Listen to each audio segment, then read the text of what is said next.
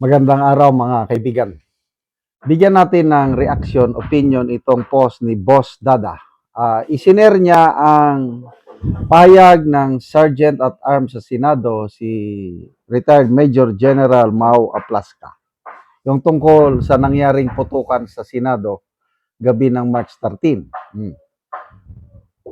Sabi ni General Aplasca, totoo po yun. Yung pagpaputok ba, yung warning shot. Totoo po yun. Very honest. Ito po ay kasama sa aming standard operating procedure. Nakita po namin ang mga tao na armado. So as part of our procedure, challenge po namin sila, verbal challenge. Nung sinabi namin na bakit kayo armado, ibaba nyo yung mga baril nyo. Instead of lowering their arms, itinaas nila ang baril. So, nagpaputok kami ng warning shot. Yun na, nagsimula na ang putukan. Naging war zone ang Senado. Kaya ito ang comment ni Boss Dada. Akala ng NBI, kasi bakla nung nakaraang Sergeant at Arms, si Aplasca, hindi pala yun. Napulasan ang mga kupal. Kasi yung nasa labas, mga NBI. Sa kaba, naiwan pa yung mga gamit nila. Kasi mga nandun sa loob ng Senate Compound, mga warrior, battle-hardened Marines. Kaya dito, binasa ko ang post, ang mga comments, ang daming pumupuri kay Sergeant at Arms ng Senado, General Aplasca. Tama yung ginawa niya. So, subukan nyo pa. Lumusob sa Senado, tignan natin nung mangyari sa inyo. Litin ko, ang mga Marines dyan ay may Marine detachment. I don't know how many. Normal duty nila yan, parang Marine Protection Security Group. Parang sila ang tauhan ng Senado for their protection. Ang pinaka fighting guest sa armed forces pagdating sa labanan, Marines. Believe ako pag makipaglaban. Ako, may first-hand experience ako paano lumaban ng mga Marines sa yung kung saan nakakuha ng Medal of Valor si Colonel Ariel Querubin. That was March of 2000 all-out war sa Lanao del Norte.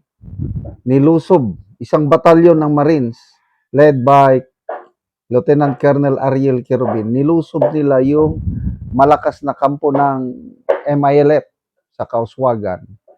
Grabe. Hindi sila dumadapa. Luhod lang. Pumuputok, takbo, luhod, walang gapang. Ganyan katapang ang mga Marines. First to fight. Kaya, yan ngayon, ang mga nandyan sa Senado. Kaya, protektado ang ating mga senador with our brave Marines. So, speaking of Marines, yan na.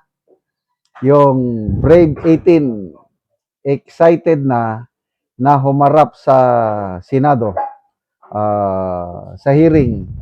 By Monday, makukumpleto na ang committee chairmanship at hopefully si Senator Marcoleta, sinabi niya na hiniling niya kay Senate President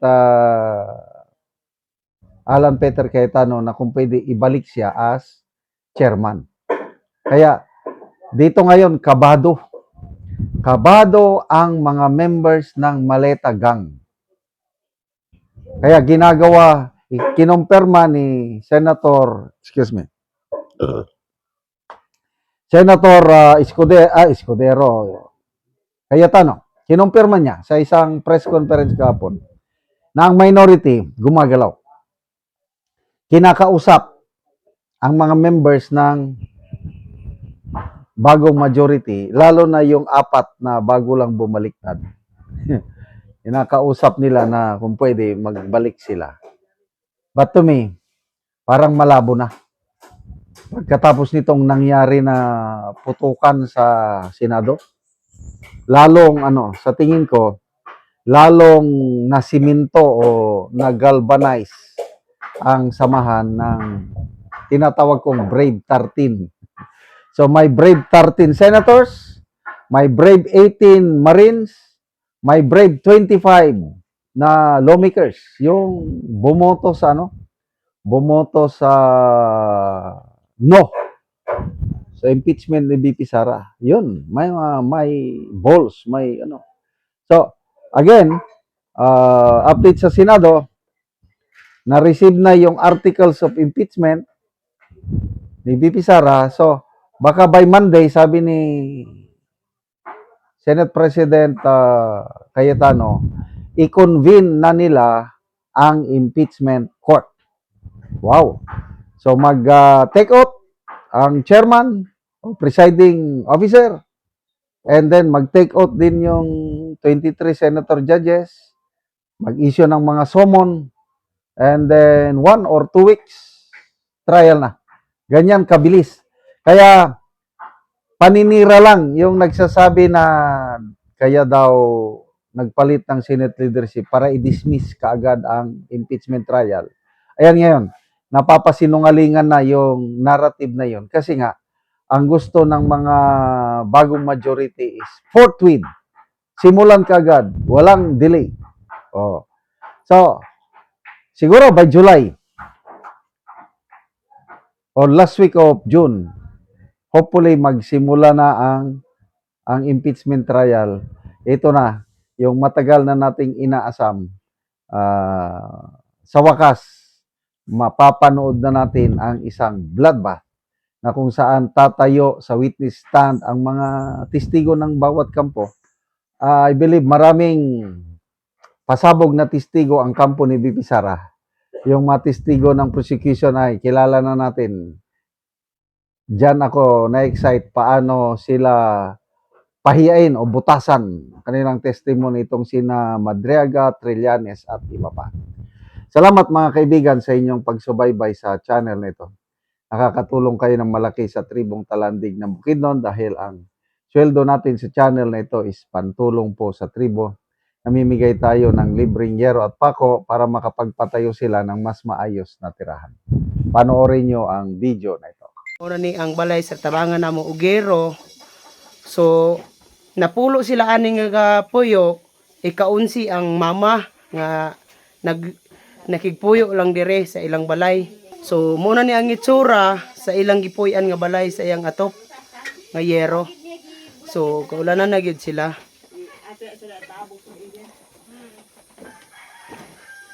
So muna na gid gidag-kuon sa buslot sa ilang balay.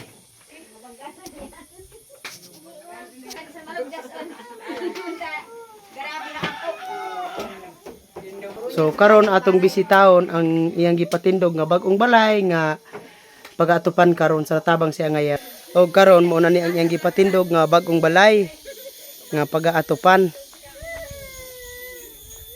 So mo na pod ni ang yero nga gitabang sa iyaha, makaatop na ni siya karon.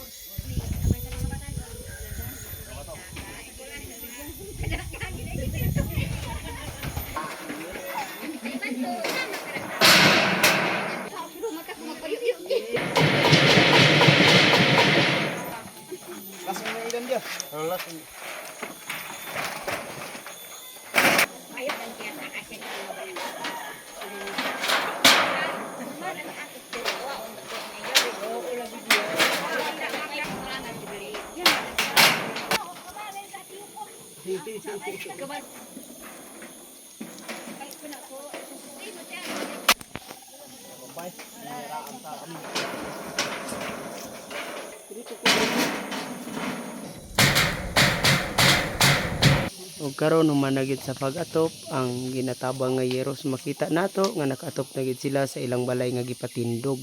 Matusun nga mat sa Ginoo man tabang sa sun nga nagbalay na ko. Dili na ko makigpuyo sa kan. Inaanak ko'y balay. Dili na ko makigpuyo sa akong ginikanan. So pila na ka tuig nga nakigpuyo lang ka sa imong ginikanan? Sa katuig, Isa ka tuig. So pila mo nga nagsuon nga nakigpuyo lang sa imong ginikanan? napulo. Napulo mo. So isa lang kabalay inyong gipuy-an. O mata tabang nga kabalay na ko karon. Pang tabang di ko kabalay. Salamat sa Ginoo nga nagbalay na ko. Salamat kaayo.